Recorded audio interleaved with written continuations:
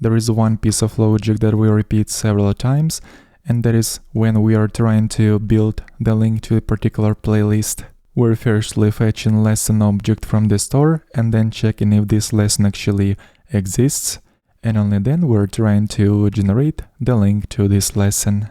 And as you can see, we are repeating the same steps inside of another component. Right here we're also grabbing the first lesson and then doing the following check, and after generate link to the lesson. So instead of repeating this logic over and over again, I'm going to extract this logic into the helper function. First of all, let's create the file for this helper inside of utils folder.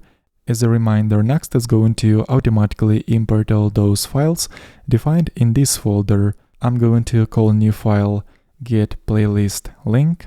This will be the name of the helper function. So let's declare this function in here, which will take two parameters. First one will be the playlist, and the second one will be the lesson of this playlist. We're usually going to pass the first lesson of the particular playlist as the second argument of this function. So what we're gonna do in here is firstly check if the received lesson actually exists. Otherwise, we're going to throw an exception. And if it exists, we're going to generate the link to this lesson.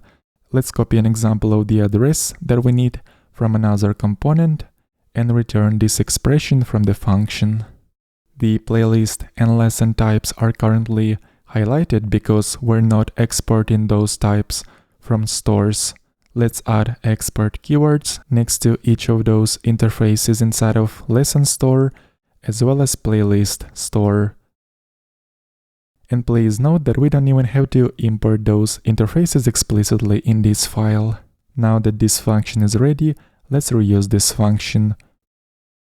Firstly, let's open up App Features Content component, remove this check from here.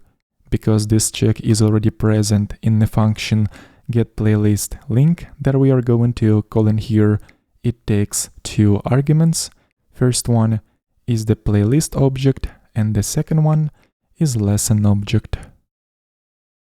Same thing we're going to do in another component of footer lists.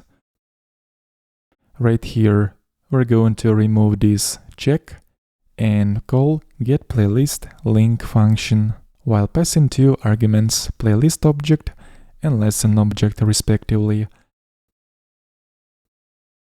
There is also another place in this file where we're using pretty much the same logic, so let's get rid of this conditional block and call getPlaylistLink function, passing those same arguments, playlist as well as lesson objects.